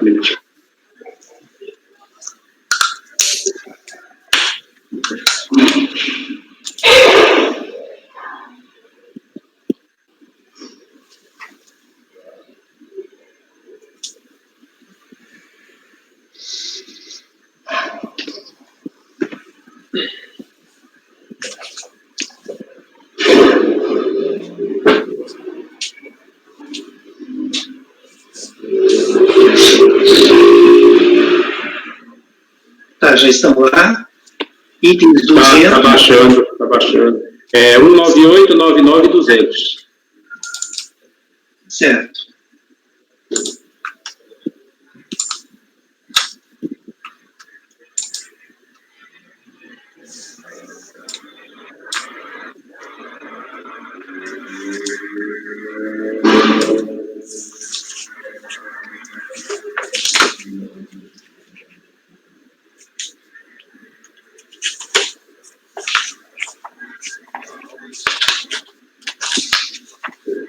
estou dando uma olhada aqui neles, todos eles teve desistência do recurso. Desistência, é.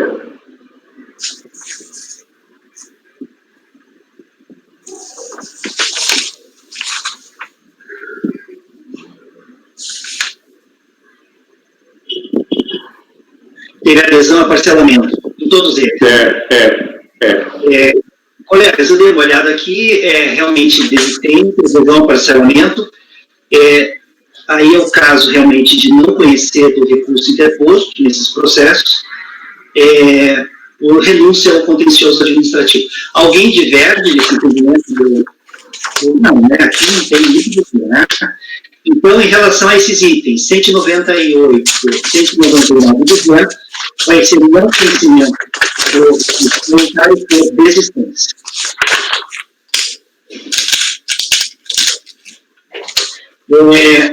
Bem, temos mais um minutinho. O que eu queria fazer é mais tranquilo.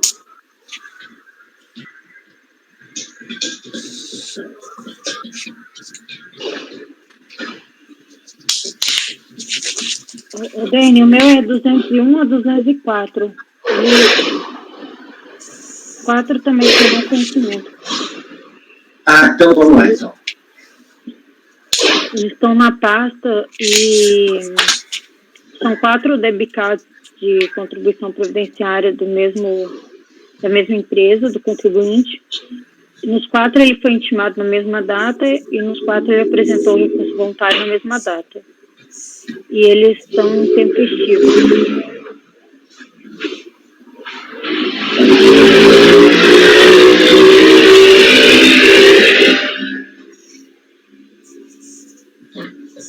Quais são os itens, Ana?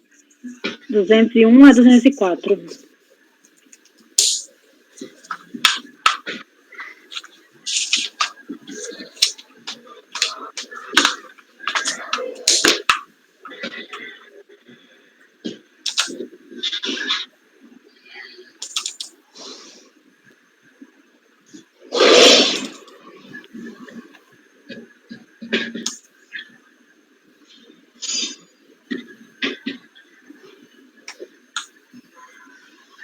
Se quiserem dar uma olhadinha nos processos da Ana, para ver se é isso mesmo, já foi nos processos.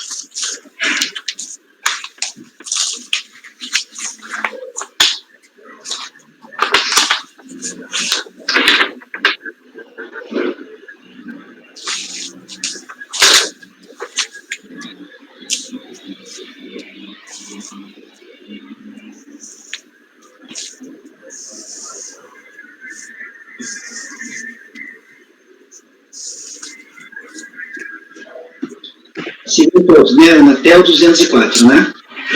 Isso. 201, 202, 23, 24. Deixa eu pegar os processos.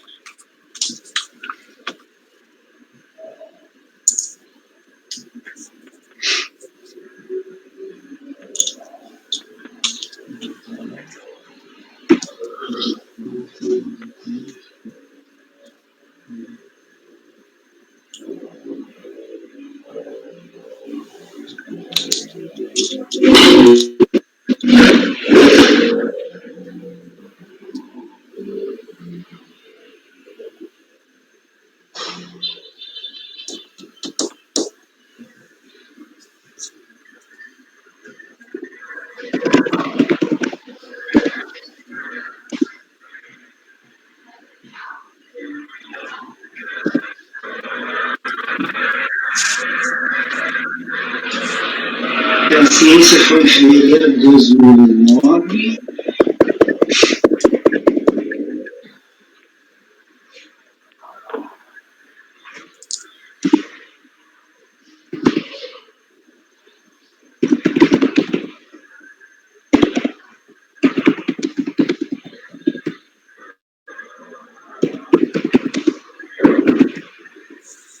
Ele apresentou recurso quase meses depois, né?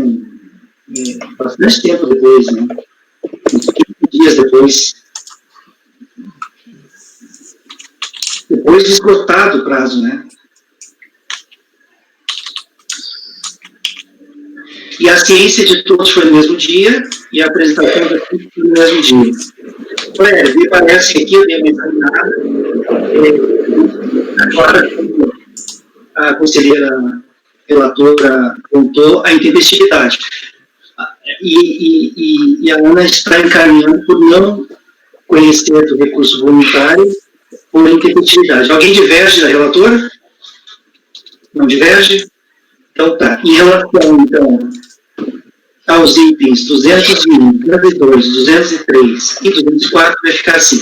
Acordam os membros do colegiado por unanimidade de votos em não conhecer do recurso voluntário por intempestividade. Alguém tem algum processo como esse, assim, de flash?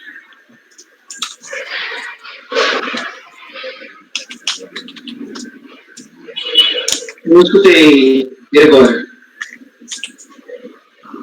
Eu tenho 2 do mesmo contribuinte. Mas é tranquilinho? Quer fazer? Qual que é o... 221 e 222. Vamos lá, colega. 221 e 222.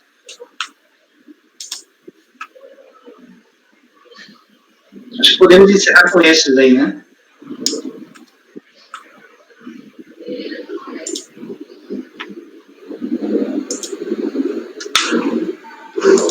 Já tá, Gregório?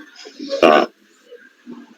Trata-se de notificação de lançamento de débitos, com vistas de débitos relativos a contribuições sociais devidas pela empresa, seguridade social, incidência sobre as remunerações pagas, devidos ao crédito a segurados empregados, assim como sobre valores pagos ou acreditados a contribuintes individuais, todos declarados em GFIP.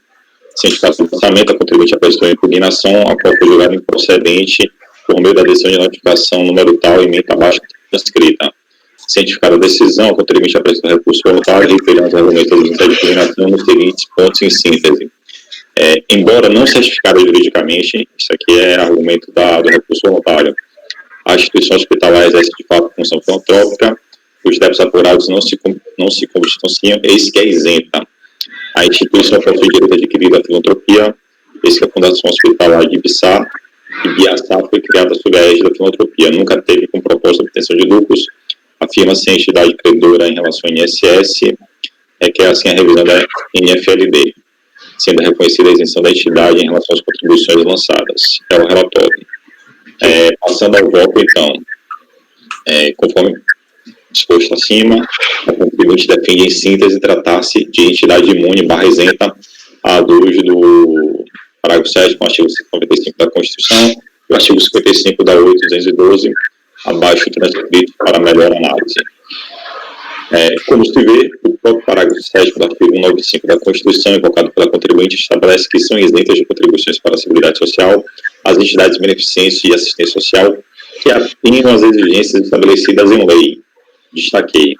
O artigo 55 da Lei 8.212 estabelece que, para fazer jus à isenção das contribuições que tratam os artigos 22 e 23 da referida lei, a entidade beneficente de assistência social deve atender os seguintes requisitos cumulativamente: ser reconhecida como de utilidade pública federal, estadual ou do Distrito Federal Municipal, ser portadora do registro e do certificado de entidade beneficente de assistência social fornecido pelo Conselho Nacional de Assistência Social, renovado a cada 3 anos, promover gratuitamente em caráter exclusivo a assistência social beneficente a pessoas carentes, em especial as crianças, adolescentes, idosos, portadores de deficiência, não percebam seus diretores, conselheiros, sócios, instituidores ou benfeitores de remuneração e nos por vantagem ou benefícios a qualquer tipo, aplique integralmente o eventual resultado operacional na manutenção e desenvolvimento dos objetivos institucionais, apresentando anualmente ao órgão do INSS competente relatórios associados às atividades.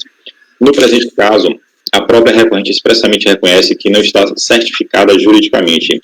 Registre por sua importância que a contribuinte não providenciou, nem mesmo a deste tempo, o certificado de entidade beneficente de assistência social de que trata o inciso 2 do artigo 55 da 8.212. Sobre o tema, cabe destacar que recentemente o STF, no julgamento do RE 566-622, assentou a constitucionalidade do artigo 55.2 da 812 na redação original e nas redações que lhe foram dadas posteriormente. Com relação ao pedido de exclusão da multa e dos juros, tem-se preferido ter caráter de fundamentação legal, enquanto que a incidência destes decorre expressa pela lei. No que tange ao pedido de parcelamento, tem-se preferido que o pedido deve ser formulado perante a Delegacia da Receita Federal de jurisdição da contribuinte, falecendo ao presente órgão regulador qualquer competência sobre essa matéria. A recorrente requereu ainda sua intimação para a realização de sustentação oral. O pedido, entretanto, assim como o pedido de exclusão da multa de juros, não possui amparo legal. De fato, o artigo 155 do regimento interno do CAF estabelece que a pauta será publicada no Diário Oficial da União e divulgada no sítio do CAF na internet com, no mínimo, 10 dias de antecedência. E o artigo, parágrafo 2º, artigo 61A do regimento, por seu turno, dispõe que a pauta da reunião será elaborada com conformidade com o artigo 55. Então, a conclusão do voto é negar provimento ao recurso voluntário, presidente. Ok.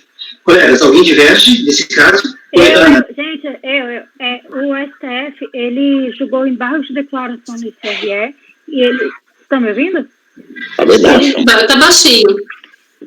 O STF julgou os embargos de declaração no TRE e ele julgou uma ADI também, que não era sobre os 55, mas que ele menciona. E ele fala que não precisa do SEBAS para ter a imunidade. E ele fala que não, apesar do artigo 55 ter sido declarado constitucional, que não existe nenhuma inconstitucionalidade, nenhum requisito dele é necessário para a entidade gozar da imunidade. Então ele fala tanto do 55 quanto ele fala do SEBAS, que não tem necessidade. Eu tenho amanhã um voto para isso. A ADI é a 4480, ela foi julgada em março e os embargos de declaração no RE, eles foram julgados agora em maio. Ele acabou de ser publicado. Então, o STF fala, ficou confuso, porque ao mesmo tempo que eu disse que não tem nenhum requisito em lei ordinária para as instituições terem que cumprir, ao mesmo tempo eu falei que o artigo 55 é constitucional. Aí você lê lá as notas taquigráficas, tem várias coisas, ele fala assim, olha, de fato o 55 não é inconstitucional, porque não tem nenhuma inconstitucionalidade. Só que eu não posso exigir que nenhuma entidade tenha que cumprir esses requisitos para eu conferir a imunidade. E as instituições não têm nem sequer que fazer o requerimento administrativo para terem direito. E se a administração entende que ela não tem direito por não ser uma entidade beneficente, de acordo com o artigo 14 do CTN, a administração que tem que fazer a prova de que ela não obedece, sendo que tanto o SEBAS quanto o pedido administrativo são desnecessários, apesar da constitucionalidade do artigo 55. Ana, que tal a gente, então, você pedir lista desse processo para a gente dar uma olhada para ver se é um caso que se encaixa no... Dele, eu vou pedir vistas, porque, inclusive, o entendimento que... Eu estou vários processos disso aí, eu acho que a Ana está colocando. Mas não foi constitucional, não. Se for para pedir vista, eu peço, porque a gente não perde tempo, né? Pode ser, Luiz. Então, Gregório, os dois são iguais, nessa situação, tá? Tudo bem, Gregório, ser com vista, né? É melhor, assim, já que existe a situação, é bom ter que dar uma estudada, né? Então, colegas, os itens 221 e 222, que é da Fundação Hospitalar de Ibiaca, é isso, né? Ibiaca ou Ibiaça? Acho que Ibiaca, não sei. Sairão, então, com vista para o conselheiro Francisco, e o relator apresentou o voto, negando o provimento do recurso. Na sequência de pedido de vista, os demais conselheiros não votaram. Daí a gente vai dar uma estudada, Ana, até se você quiser, de repente, passar para a gente, nessas ADI, esses números aí, para a gente dar uma estudada, tá bom? Aí você converte em coletiva, né? Em coletiva, é isso. Então tá, colegas, então tá dando 18 horas, se a gente for seguir agora à noite, a gravação teria que ser por nossa conta, eu não acho muito adequado, né, pode dar algum problema, então prefiro deixar a gravação por conta dos especialistas em gravação para não ter problema, tá bom? Então vamos encerrar a nossa sessão de julgamento por aqui, e retomamos amanhã às 9 horas, né? Seria às 9 horas da manhã, né? Então, também às 9 horas nós retomamos. Fabimar, pode encerrar a gravação.